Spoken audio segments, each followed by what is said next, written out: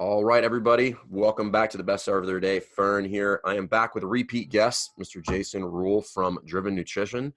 And first of all, thanks for coming back, brother. Yeah, I'm stoked. Let's do this. Yeah, so if you haven't listened to our first episode with Jason, we just talked general kind of supplement / retail in the box.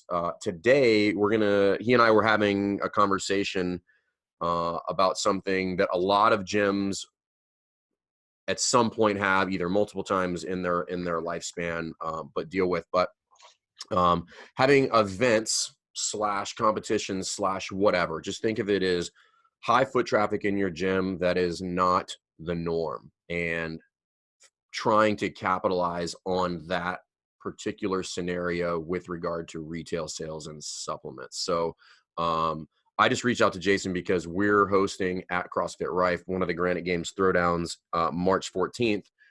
And I don't want to pass up an opportunity to kind of get the ball rolling on something like this. So I reached out to him and he's like, hey, dude, let's just record it and let's jam. So so that's what we're going to do. And hopefully you guys get some good takeaways here from this and some very practical / tactical kind of action items to hopefully do better sales there, because I don't know. I mean, like, the people are prime buyers at these events. Mm-hmm. Like, They are. They absolutely are. Yeah, and I appreciated the approach that you took towards it. Like, hey, what are some ideas that we can do to build retail? Because a lot of the emails. I mean, we 5, 7, 8, 10, in some cases a week requests like, hey, we have X competition. It's an opportunity for you to get your brand in front of X number of people. So send us free stuff or send us money. And so from a company standpoint, that's something that we've never done. And I think that the market has shifted a lot. So, with that, bringing value to the companies that are there representing themselves, or they're either spending money or spending time, their valuable time there at your comp, which helps the competition itself. It creates a better atmosphere. Figuring out how do we bring that value. So we've been creative in terms of how we kind of teach gyms, like, okay, we can't afford to give 5, 10 competitions free stuff every week or money for those. So some of the things that we've done is we've taught ahead of time, like, hey, let's get posting. Let's start talking about the branding, whatever brand it is that you're going to be selling or offering at your gym. At least get some exposure ahead of time, priming the pump a little bit. Yep. That, hey, we're Driven Nutrition or X brand is going to be there. We're going to have it, but actually run the table yourself. Yeah. And we've been to some of these competitions, and we've generated $2,000-$3,000 worth of retail sales. That sounds like a lot, but if I send, and it is for your gym if you're doing it. Yeah, it is. It's a lot, but it's depending on what you're selling. It's not with regard to quantity of sales, man. It's a high dollar threshold for most affiliates. But if you're talking about a lot of the items, if you're talking about 2-pound protein, if you're talking about CBD, $2,000, is probably 35 transactions. It's not a ton of transactions, No, transactions wise, it's not, but it does help. It does help pad the bills to where you can, have some extra money in the bank to pay competitors, that type of thing. Yeah. And I don't mean to downplay that. Like, that's a good thing, meaning that, like, you can get high sales off of relatively low turnover is with regard to the amount of product you need to sell, because let's just run the numbers. So you have, let's say you have 100-person event. So there's 100 athletes. There's typically going to be about that same number, if not a little more, spectators. So let's call it 200 people in your facility. And I'm trying to get, less than 25% of those for some sort of transaction on retail. Like, right. It's a pretty reasonable number. It is. And I'm trying to be conservative with that. I don't want to give expectations like, hey, you're going to make $15,000 by setting up a Driven booth and going, because then at that point it does make it worthwhile. I'm just referring to local competitions. But for me to pack up or to send a crew out, I'm going to spend $1,000, $2,000 just to be there, and that's hopes to break even. And so we've always taken that different tact of, hey, set up a booth yourself, run it yourself, build awareness, because the long tail of it isn't the 2 grand, 3 grand, 5, 6, 7 or more that you're going to make at that competition. The long tail is raising awareness about the brand, about a company you have some skin in the game with. Mm-hmm. Like, yes, it is there. And the flip side also of us not being there is if you've got a coach that's running the booth and you're paying them a little bit of money or a lot, a percentage of sales, pay them 10% of sales, they're going to be a lot more engaged with those people that are at the competition. The competitors are going to come up. Because if I come to your comp, like, people don't know me from Adam, man. Like, they don't trust me. I'm just some dude sitting behind a table hawking wares, Yeah. shaking up protein shakes. Here, come get your gains.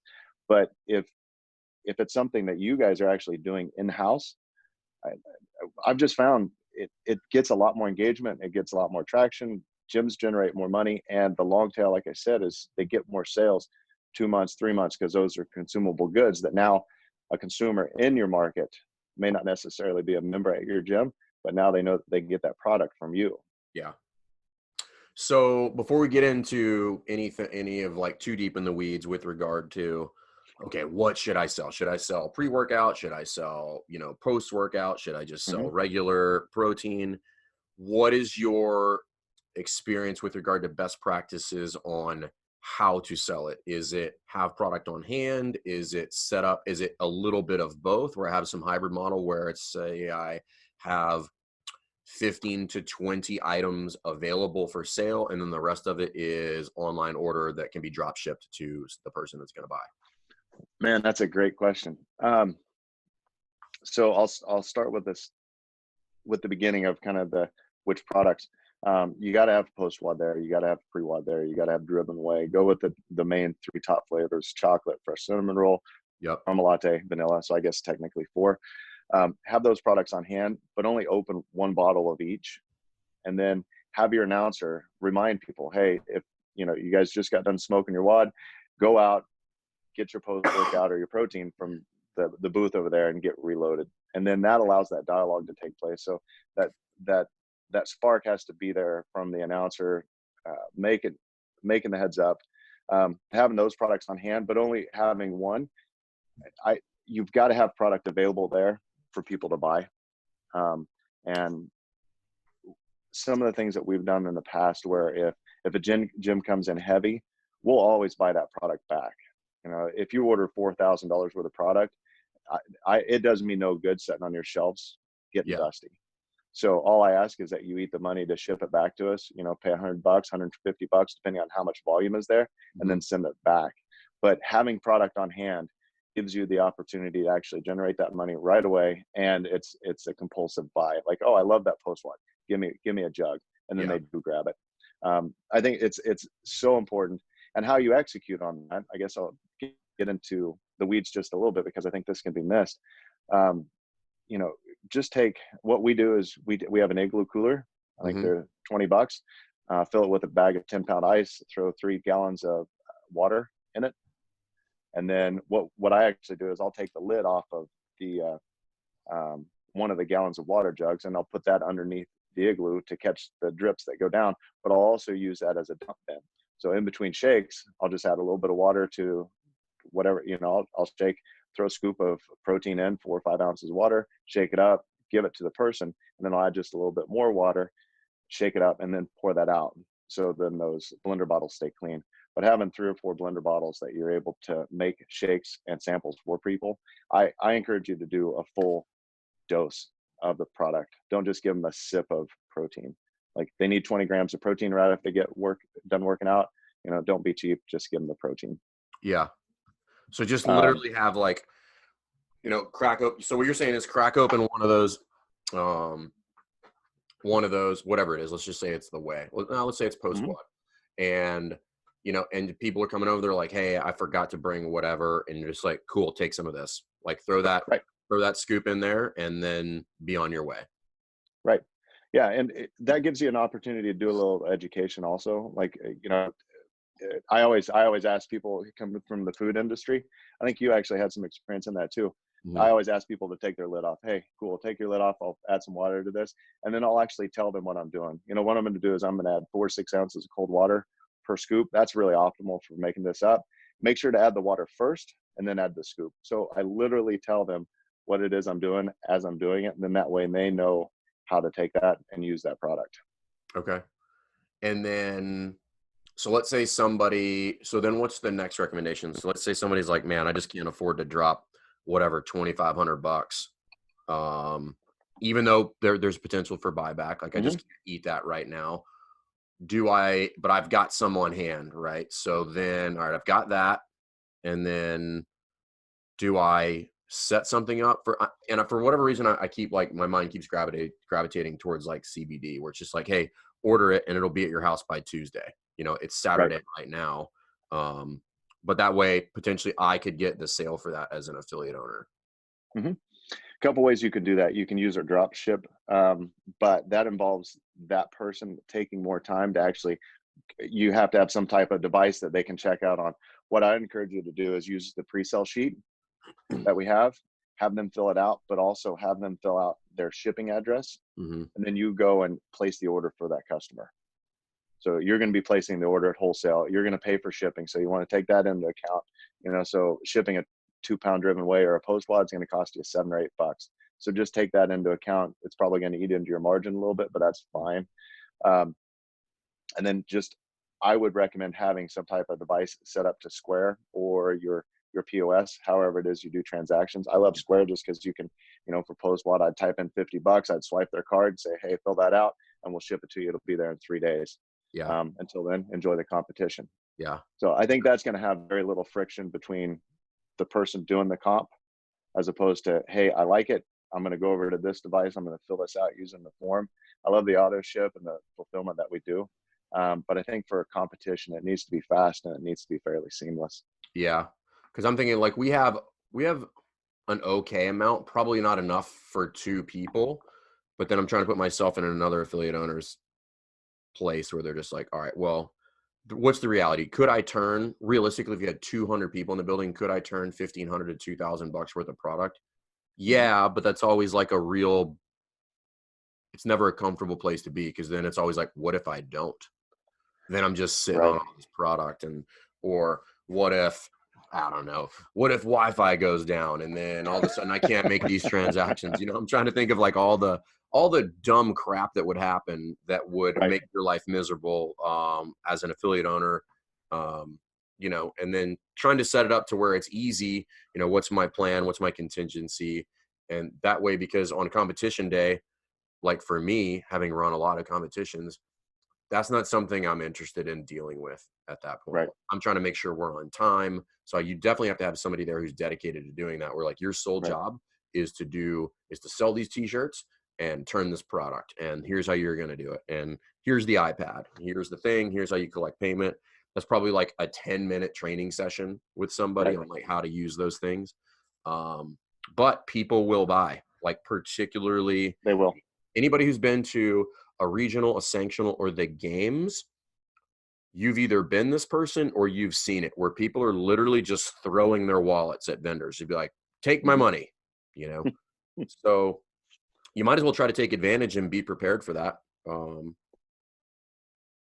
What do you recommend with regard to kind of leading up to that? Like, so you talked a little bit about like branding posts and like just bringing some awareness to the fact that this will be there to kind of plant that seed. It doesn't have to be competitions. This could also be for stuff like the Open. If you're doing a Friday Night Lights, you can do this during the Open too, right? Because typically everybody, like the morning classes are just garbage, and then 75 people show up between 4 and 7 p.m. to do this workout. So again, like take this and just think about like irregular amounts of high foot traffic, and then I could probably take most of these strategies and try to apply them. Well, I think it comes down to having things available, having product on hand that you can sample out. So I'm going to go back to the 2 pain points, like the internet and the money, and then I'll come back and circle on that. So the money, just order a handful of products, do the sampling bundle that's out on our site. You got pre-wad, you got 3 flavors of driven whey, post-wad, but have some blender bottles. Like blender bottles are such an amazing thing that you can make $5-6 on right at the comp, because people lose them, people forget them. They need something to drink out of it. It's amazing the number of people that go to comps and they forget water. If you have a blender bottle, it's nothing. And so now that ties to the internet going down. Have a cash bag. Take Yeah. $100. Go get half fives, half ones. And if somebody tries to pay with a 50, be like, bro, you're killing me with this. Just go get a 10 from a friend. They'll do that. And then when they have $10, just take that $10, put it in the bag. Now you've got a blender bottle sold. Yeah. Okay. So that's how you take care of that cash. The other part, as far as like cash available, like I can't drop $2,000 or even $1,000. That's why we started implementing that process of we'll just buy it back. So if you do the competition and it's a splash and nothing gets sold, like just ship it back to us. We put the money back on your card and then you're done. You're not out any money. For us, it's a no-brainer because it allows us to have our presence there represented through you and your staff. Mm-hmm. But we don't have to spend the money to be there. We can maintain the prices that we're always able to have. Okay. The buyback is key, man, because I think that's always people's biggest reservation, because realistically, you're like, okay, I mean, we could safely say at this point that with the buyback, and I didn't even know you guys did that. So now I'm definitely going to order stuff. Good. So with the buyback in place, I mean, there would have to be some really, really extenuating circumstances for somebody to not make enough money to cover the shipping back. Oh, it's a no-brainer, man. Like, I mean, someone has to show up and not run the booth in order to pull that off. That's what I'm saying. Like something really, really crazy happens for you to not make $100 to $200 in profit, even if you like. That's the equivalent of selling, I don't know what, 4 2-pound bat, like roughly. Like you could make that money back and be like, okay, I'm not coming out of pocket at all for this. Right. And so really what you guys have done is eliminated the downside, which is sitting on product. Right. Yep. All right, everybody, that should be the end of the episode right there. So yeah. No, here's the thing though, Jason, is I always have to put this caveat when I explain it when people take me up on this offer is it needs to come back in sellable condition. Don't be a turd, right? Like, send back like half. I've had it happen. So it's so much easier to have that conversation before it happens. Then that way it's like, dude, I told you this stuff is not sellable. Yeah. And the other side of that, really what happens, it works out for us because it gives a presentation there, but also a lot of times, whatever you sell, all of it's not sent back because you need stock on your shelves. Mm-hmm. A lot of times that gets thinned down and it's a lot less than what people would think. They think like, oh, I'll order $4,000 worth of stuff and then I'll sell 3,000, and then I'll send 1,000 back. Usually that's not the case. Usually like, oh geez, I need stock on the shelves anyway, but I'm not going to sell 4 of these banana, it's just a weird protein, tastes like Rudd's candy. No thanks. So we send it back. It's just a very easy process. I just ask people to be respectful. So yeah, with the exception of the cost of sending the product back, the cost of opening, $100, $150 at your cost of product to do that sampling, you're really not out anything. I think that if you tie in a 10, a 15% kickback to the customer, the person that's actually dealing with the customers, I mean, you got a system that'll run itself. Teach them how to mix it, teach them how to talk about the product, and find somebody that's bubbly. Like I don't do great behind booths because I'm not bubbly. I'm not overly personable. I like one-on-one conversation. Yeah. And that usually doesn't bode well for working behind a booth because I'll just be wrapped up in a conversation with one person. Yeah. And I really don't spend the time that it takes. So you want somebody that's outgoing. Yeah, and that's easy. And like realistically, like they don't need to know that much about the product. Like they need to know, the basics. Like this is pre, this is post, this is what it's got in it. Right. Or just turn around and have the person read the label for any specific questions that they have. You just need somebody that is kind of, for lack of better terms, is a pusher. Like you need somebody that's going to be like, they're going to push the product. They're not going to wait for people to walk over and they'll be like, hey, not only should you buy this, you should buy this too. Like we have that. So just go ahead and take it. Right. Yeah, I think that's super important because again, I think we can't overlook. I'm trying to think of how I would say the average affiliate probably runs 3 to 4 events that would fall in this category in a year. Right. So 3 to 4 a year, and like how far apart they're spaced, irrelevant. But if you could bump your sales on those 3 or 4 events from 0 essentially to, let's just call it on average $2,000. I mean, that's an additional $8,000 in sales. Right. And that's Right. and that's probably not even including the margin. That's I'm just like that's what you would spend to get product on hand. So you're probably making, yeah, I mean, you're gonna make money, right? But the big thing is now I'm getting product in people's hands. I'm gonna get a minimal, at best like a couple return buyers off of that, and then Right. you can set up their account through your affiliate page where they can drop ship to them, and now I'm out of the equation completely, Right. you know. So Yeah.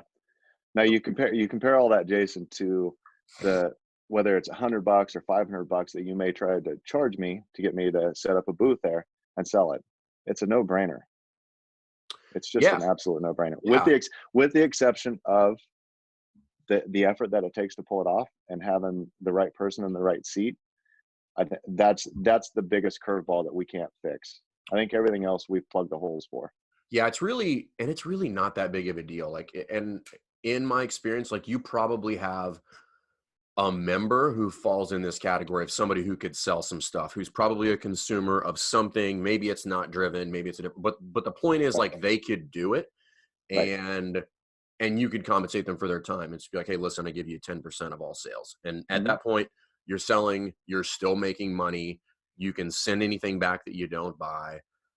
You didn't have to worry about it.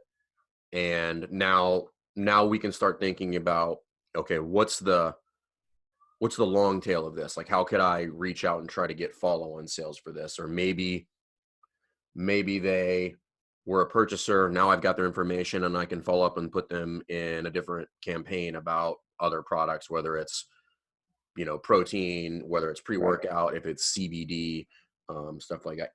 Is there anything you would recommend not carrying, right? Be like, listen, don't carry these products. Like, it's not going to turn, they're weird flavors or whatever.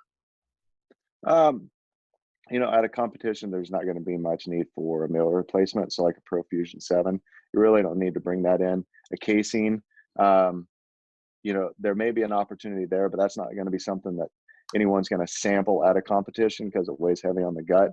I Yeah. think GlycoDrive is going to do great. PostWad is going to crush it. PreWad absolutely does amazing. I mean, this is a product that's got 50 servings, and you can give out 50 samples of this product, and within 5 minutes, people are going to come back and buy it. Yeah, I mean, like, and I've got, like, I actually really like this one. Which one is this? This is the pre-wad energy. This is the, oh yeah, wad candy. Oh yeah, It's legit, man. Like, yeah. I use Thank it. you. I didn't realize it had that many servings in it, because I was like, when am I going to run out of this? Like, it's just Right. still in there. I'm like, Right, right. We've actually had gyms ask us to cut it down to 30 servings because people don't come back for 2 months. I was like, yeah, no, that's not a very good value. That's what every other company in the industry does. It's a yeah, better value at 50 servings. So that's why we do that. yeah. And that one, this one also doesn't have the, I don't get the whole tinglies, right, from like a ridiculous overdose of niacin on this one. No, it's 1.5 grams of beta alanine. So that's a little Yeah. bit of a skin irritant. But as long as you start moving right away, you're going to get a little tingle, but you're not going to burn up. Yeah, I've never had anything that was like, I was like, oh my God, I mistimed this and I got this at the wrong time. Um, I do try to avoid taking it in the evenings because then I won't sleep. But it's not that bad. If I take it past 6 p.m., it's generally a bad idea. Oh, yeah, that would be a bad idea. Yeah, I concur on that. yeah, it's like great workout, but I'm gonna be awake all night. Okay, so pre-workout, post-WOD. Um, do you recommend CBD's like this weird? Like, everybody loves it, but I'm not sure Mhm. how you would turn it an event, right? It's like So it's a novelty that's not a novelty. That's why I always like struggle with it. I think at an event, I wouldn't bring stock in because you tie up too much cash in a Yeah. little tiny bottle that can grow legs. Yep. That scares the shit out of me. But more than likely, you probably have one for personal use that you can have there. Have the brochure there that has all of the SKUs, Hmm. and make sure if that's something you're going to focus on, let's schedule a call. Let's do a product training with whoever's going to be there so we can explain the differences of just the main line oils. And then use the heck out of that pre-sale sheet, because that's something that's going to cost $5-6 to ship. The net margin dollars are amazing on it for you. So utilize that drop ship have them pre-sell it, swipe their card, get their money right there, and then we'll fulfill it. They'll be there in 2 to 3 days. So that would be one that you would do a pre-sale on. You're like everything else, I would. try to have as much of it on hand as possible, but like CBD, just have like maybe 1 or 2 servings there, do a pre-sale, drop ship, and then you could probably get a lot of people on subscription there. Yeah, you could. Yeah, have a checkbox and then just ask them if they'd like to have the subscription. If that's the case, use the landing page that you have, flow them into that, fulfill it, hit the subscription box. And in that case, you wouldn't charge their card there at the gym. You would need to collect the card information to be able to put it in our system to where we can do that auto ship fulfillment. Okay. And that could little different ball there. Yeah, but I think that's one of those things where just maybe a couple follow-up emails and at bare minimum, it's good practice to then try to do that in your gym. It's a lot easier for people that are coming in your box every day. Right. Can I add a tactical thing that I think could be really beneficial? Please do. Okay. So as you're doing the pre-sale, let's say it's only 25 items. Like we said, we use that $1,000-$2,000 mark. That's a decent one. Now you've got 25 customers that bought that.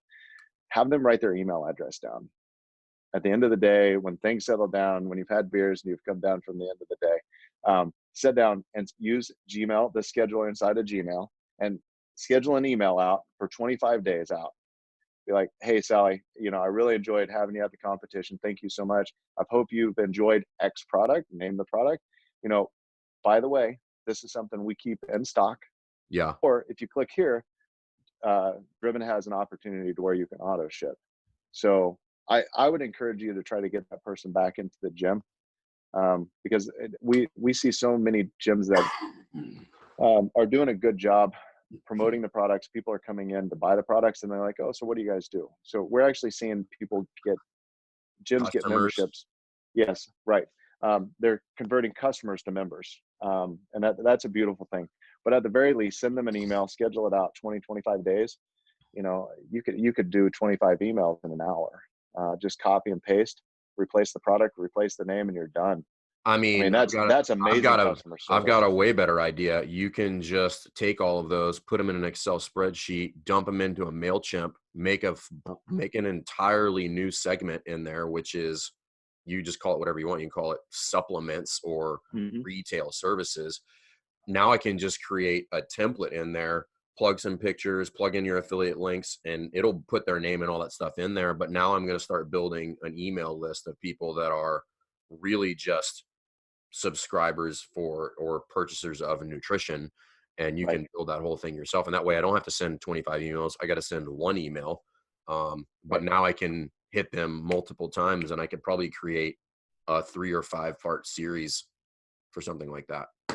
Oh, you could for sure. And for people that aren't nerds like that don't understand the spreadsheet or the MailChimp, like that's at the very least, just use that scheduler and Gmail, man. I did that for probably 2 years before I started getting nerdy with Infusionsoft and the automation. I understood Infusionsoft is a different animal. Infusionsoft, that like you're going to take your nerd status up a little bit if you decide to dive into that. What's funny, Jay, is I look at MailChimp. I'm like, I would never screw with that because I don't understand it. Oh, really? Well, it's because I've never had any experience with it. So, I mean, I see your nerd level up here. I use both, and Infusionsoft to me is like Calc 3, and MailChimp is like multiplication. Like it's interesting. Yeah, MailChimp is very, very user friendly. And your first couple emails will be like, okay. And then after that, once you figure out that, oh, there's some built-in templates in there, this is the type of picture, this is the order that I want to put it in. Most of it'll build for you, and you can segment your populations in there. I've gravitated. Yeah, I mean, I've really only started hammering MailChimp, like embarrassingly enough, probably like in the last 6 months.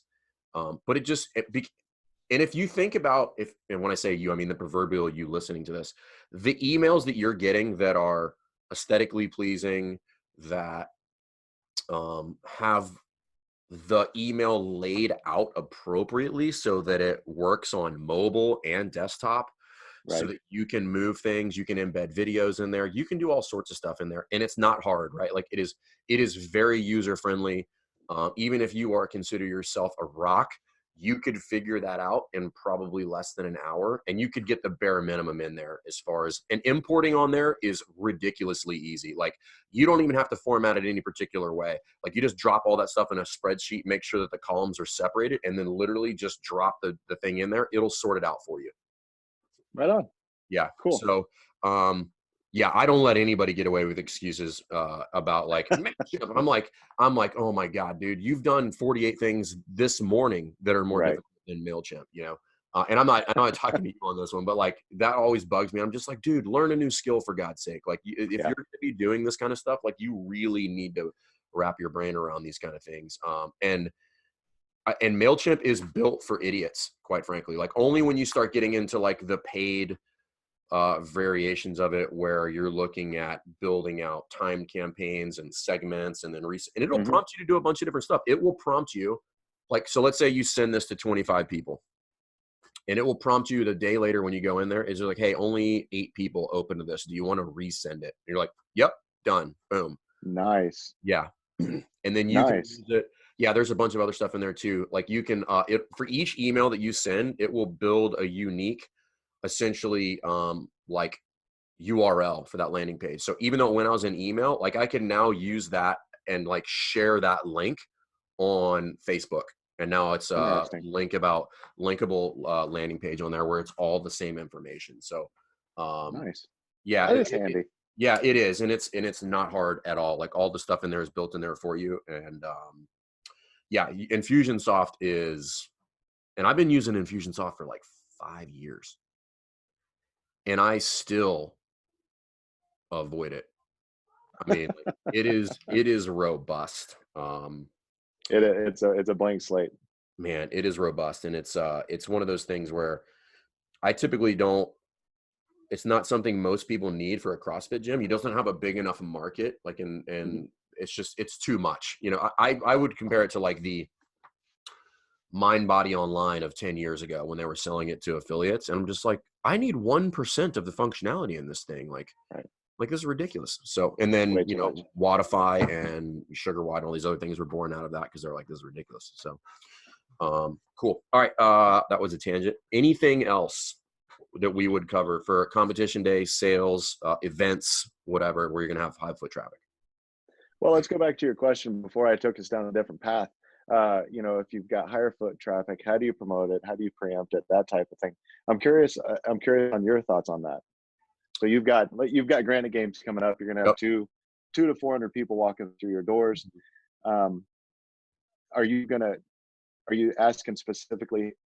How do you focus on X brand that you're choosing to market? Because Granite No, Games does a good job as far as no, they advertising do. in your market, everything else. No, they do a great job. I was just thinking about, I was just asking your thoughts. I mean, I've got my own thoughts on it, but thinking about your thoughts about making a series of social posts and announcements that we will be selling Driven products on Mhm. hand at the event. So bring your wallet type stuff. I would send that out in member communication. I would put it in a Facebook group, but I don't know that I'd do a whole lot of public stuff with it, just because people's attention is so short. Mm-hmm. I can't tell you what I saw on Facebook yesterday. Yep. Um, so I'm not sure that you're going to get a whole lot of juice from that squeeze. I think you're better off spending some time, and I think that we'll put together a video explaining that you would be able to use, as well as anybody else that's doing a competition, of Mhm. if you're doing a competition, how do you do a tasting? We've done one, but it's been like 4 years. I think Brenton had long hair, maybe braids, so it's Okay. time to redo that one. Got it. Uh, but that can have some value. But I'm not sure that I'd go real deep into posting a whole bunch ahead of time. What I would do, and because we got into the weeds a little bit about post event marketing. Hmm. Um, I'd Which like to touch nobody on a little thinks bit. about, by the way. Right, right. Um, I think there's a huge opportunity that gyms are missing, Jason, on pre-marketing. Specifically, what businesses are you wanting there at your event? You need to be nurturing those 4, 5, 6 months before your competition, or even before you're even going to think about reaching out and asking that person for their money, their product, or their time. Yeah. Okay. You can do that by, making sure that you're following them on Instagram, at the very least, following them on Facebook, communicating, giving them some high fives when they post, doing some reciprocal work before you're going to make an ask. I think is something that a lot of gyms are missing out on. That's an easy win. Whether it's, a chiropractic service, somebody there making smoothies, a massage parlor, these are small local businesses that really can benefit. Go ahead. No, go ahead. I was going to cough. Sorry. Yeah, you're right. Yeah. That could benefit far and above a national brand like Driven. So I'd really encourage you to stop and think, like, how can I promote this business 3 or 4 months ahead of time? I think that those gyms are better off focusing on that, building the value for the other businesses that they're going to be asking for their time, their money, or their products. I'd rather see them posting about that. Yeah, I think there's a lot of different strategies there, and admittedly I've made this mistake where I think a lot of people see vendors as money, right? Like they're like, all right, we'll charge $500 to come in and be a vendor. So Right. my recommendation, particularly for smaller events, is you have to think about, if you're a gym owner, you're a business owner. So are these people that are coming into your event.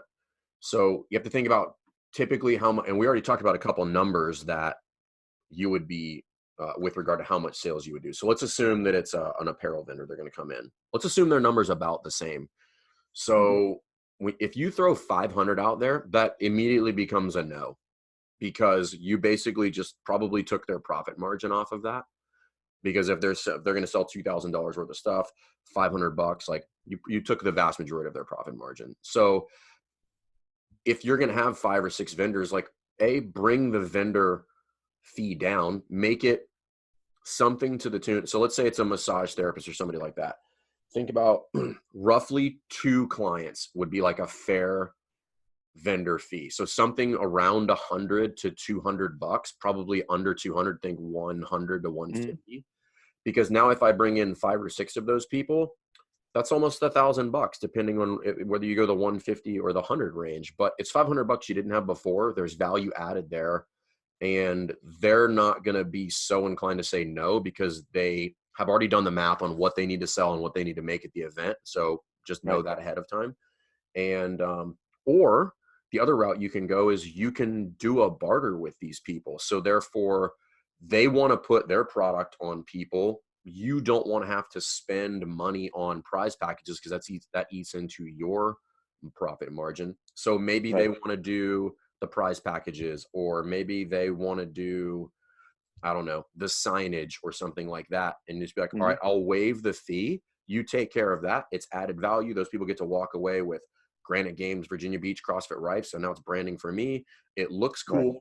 They get what they wanted out of it. They're probably going to get follow-on business. So I'm not huge on the barter thing, but like there are scenarios in where it is beneficial to both parties, because a lot of those vendors actually would prefer to barter. They're like, I've got product, I want to get rid of it. Here's how I'm going to do it. I'll get branding and marketing out of it. And that way, and then I don't have to come out of pocket or have to deal with the logistical nightmare of doing any of those things, like putting prize packages together, getting signage, all those things. There are people out there that will do that for you, and you can strike a deal, and then you can promote their brand beforehand about like what they're going to be offering and what they do. And then people are like, oh, they do laser etching on, Yeti glasses. I'm like, okay, I'll get some of those, like stuff like that people didn't know beforehand. Right. So yeah, I think I've made that mistake where I'm like $500 for a vendor, and people are like, no, thanks, sorry. And then you have you have no vendors. And then, or just ask them what they want. Yeah. Right. That's an easy one. Be like, hey, here's the thing, but if there's something else you would like to offer, I'm open to that conversation. And they're like, okay, cool, we would rather do this. And I'm like, I hadn't even thought about that, but that's really cool. Go ahead and do it. We'll waive it. It's fine. Because think about particularly with events or competition, stuff like that, you want that event to grow over time. So this is a long-term vision, which is like, okay, year 1, we did X. And I'm like, there's some things I'm going to do in year 1 that won't necessarily have a return, in air quotes. that we'll have a return on year 2. Right. So, be a little bit more patient about some of those relationships and what you offer, instead of just trying to rake everybody over the coals because you're trying to make $1,500 on vendor fees. Sell more product, done, Right. problem solved. Right. So Yeah. Get reoccurring revenue coming back in. Find a way to recapture some of that revenue that's going to the vendor. And man, that's a great point, because a lot of people do only focus on the event. Like, hey, I'm going to get that $500, the $800, whatever it is. Like, I would much rather have 10 vendors paying me $200 than 5 paying me $500. yeah, Because it's busier, it's more active, things are going on. it's It a bigger looks buzz. Like, successful. the vibe is better. Like, it just Right. creates a much better buzz about everything that's going on. So yeah, I would Right. agree. And even if in year 1 you have to be like, listen guys, $50, like, just give me something to be here. Like, I know you're going to make $50. And then when they see the value, they're more than happy to pay you 100 to 125 the next year. Like, it's no problem. Yep. Yeah, exactly. And your time isn't spent finding new vendors to replace the ones you went through on the last comp. Exactly. Yep. So Yep. I love it. cool. Anything else? I thought we got some good stuff in there. I hope we did. Yeah. The only other thing that we did, I'm curious on your thoughts on this, genuinely, is we put together gift cards. We actually did it specifically for the throwdowns when Swanson started putting these together. A lot of our gyms, I think 30 or 40 of our gyms, the early gyms that were doing the throwdowns, were reaching out, and I was getting so much request. So what we've done is we've put together $25 gift certificates and $50 gift certificates that we sell at a small discount to the affiliate. And so when you order it, you actually get an email that has a Google Doc that you can print off for the gift certificates, but you also your order confirmation has coupon codes, and you get a quick video that says, "Hey, here's how you take this coupon code and put it on this doc." We've had to do that because like 40 comps, like, hey, even if we did something for the first place only, like, Jason, we've got, not only do we eat the cost of the product, but we eat $7 or $8 per bottle to ship it out. That just doesn't equate out to something that we can do. So I was like, okay, we've got $25 gift certificates. We've got $50 gift certificates that are connected to the affiliate account for when that person does spend that. That customer account is then connected to the affiliate for future purchases. That's where our machine of marketing and stuff kicks in, right? So there's a lot of built-in value in that, but I'm curious on your thoughts on that, and how not only for Driven, but how can that scale out to other vendors that are at events, or does it? I don't know. Number one, I like the idea. That my only question would have you seen it work? Yeah. I mean, it sounds like it worked. If you were to pitch that to me right now, I'd be like, send me the gift certificates, because now this starts to solve some of the problems that we were addressing earlier, which is I don't necessarily have to have all this product on hand. I can just kind of roam around and start handing these out to the teams as they come in, right? Like, or that goes in their packets that they get when they register or something like that. So, and again, 200 people, call it 300 people that are gonna get one of these gift certificates. I would be willing to bet you're going to get 10 to 15% would actually use it. That's a lot. We find it's pretty high.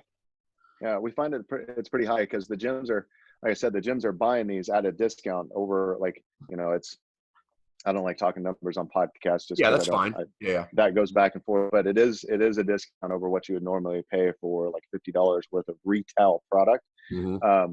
So I don't encourage that to be used as like a grab bag. Like, here's 300 gift certificates. That's going to answer for the affiliate. So so if I was going to buy these from you guys and you send me them, am I then selling them, the gift certificates, or how am I? You're using those as prize packs. Got it. Okay. Got it. Yep. And I'm assuming what you're looking for is like, okay, I give them a $25 gift certificate, but they're going to buy $175 worth of product. Yep. Okay. Exactly. Yeah. I mean, I dig it. Like, I think, that's the good thing about widgets, if you will. Like I know what the cost to me is, and there's wiggle room in there if I want to make special occasions to bring it down in order to get follow-on purchases that are going to be at full margin. Right. Right. And that's been my hope by setting these gift certificates up as coupons and then applying that customer to the affiliate account to where, yes, it is a little bit of money to buy in. It's pulling it out of your net cost of the competition fees, like which you're already calculating anyway. Like you're buying these gift bags, you have a fixed cost for every competitor that's going to podium. Just build that, that cost of the gift certificate in, knowing that, over time, it's going to get paid back. And I don't know anything else that would do that. Yeah, I could think of a couple different things. Like maybe you give them. So let's look at it. So we're going to have 36 winners, if you will, 4 divisions, first through third with 3 people each. I'm pretty sure the numbers, it's either 36 or 32, but and then maybe I do an additional 18 that I raffle off. Like you do raffles where you're just like, hey, it's $1 to get a ticket, and then you guys are going to get a $25 to $50 gift certificate, and you probably make $100 off of that, I would imagine. Man, do that at the door as people walk through. Hey, you want to pay $1 for a chance to win a $50 driven gift certificate? Yeah, there's $200 right there. $200, and you probably cover the cost of what the gift certificates are going to cost you for right, exactly. So, okay. Man, I love that idea. That's brilliant, Jason. Occasionally I'll say something that's semi-intelligent. That's beautiful. But the beauty of it is, I used to just say random stuff occasionally that would work out, but there was nobody around to hear it. But now it's all recorded. So, yeah. Okay. All right, cool. Well, then I'll chat with you after we finish this. Anything else? No, man. I think, I think that pulls together my thoughts. I just encourage you guys, reach out to your local market, build some value for these guys, make it a long-term play. Because you don't want to have to start over every competition. If you're doing 3 or 4 a year, don't start over. Find a way to make it more valuable to where at the next competition, it's a no-brainer. And these vendors, these companies are like, please let me at your event. That's what you want. You don't want them to break even. It should be a moneymaker. These people that are doing massages, they leave these things exhausted. Yeah. You definitely want to try to tee up a win-win for everybody. Yes. Yep. Cool. But Jay, that's it, man. I think the big takeaway here, honestly, if somebody's looking for one big takeaway from this is that buyback is huge, man. I mean, that's a big deal. Good. So because that's everybody's biggest fear. So it's like address the fear, which is like, okay, what if I do if I don't sell this product? Well, you give it back, and they're just going to sell it somewhere else. So okay. Cool. All right. If you guys have questions for Jason or the Driven team, they're all over social media. Hit them up. Driven Nutrition. Is it drivennutrition.com or net? Both will get you there. Okay, cool. And then they're on Instagram.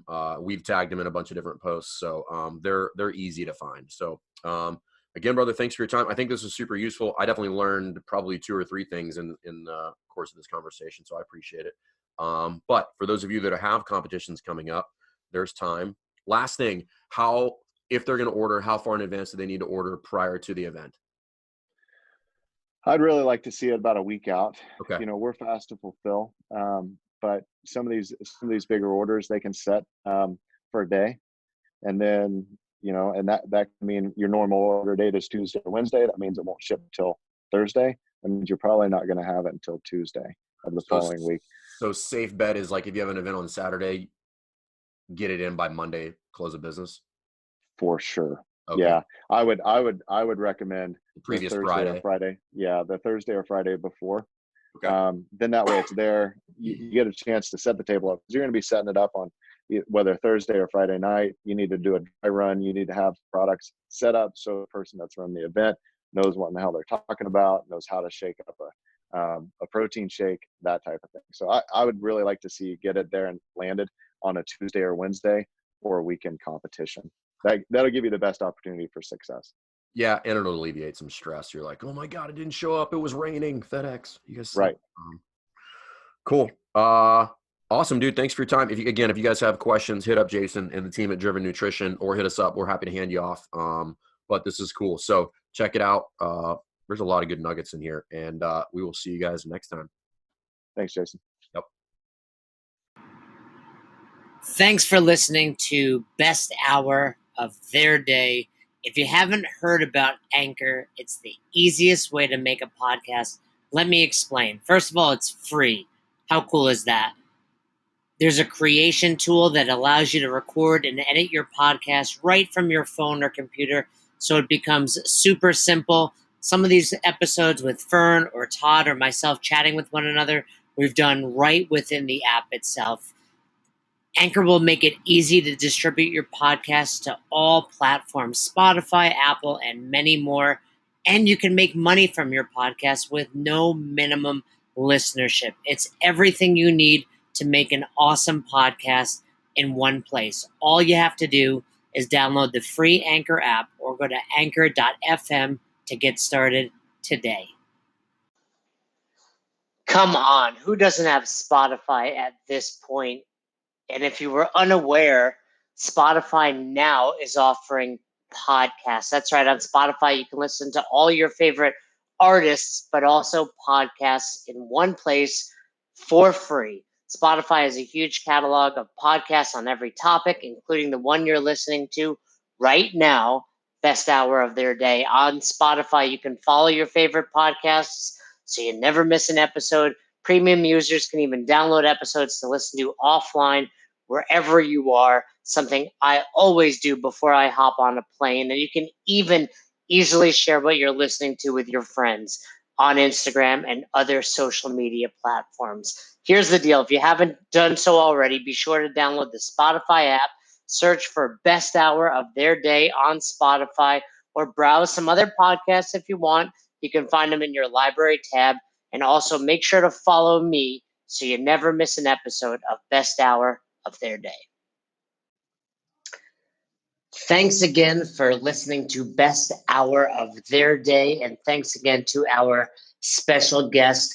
We appreciate all you guys do for us with Best Hour of Their Day when it comes to sharing our posts on Instagram, when it comes to subscribing to us on YouTube, when it comes to the constant feedback. We are grateful and we appreciate it. We are trying to build a community based on coaching development and becoming the best version of yourself.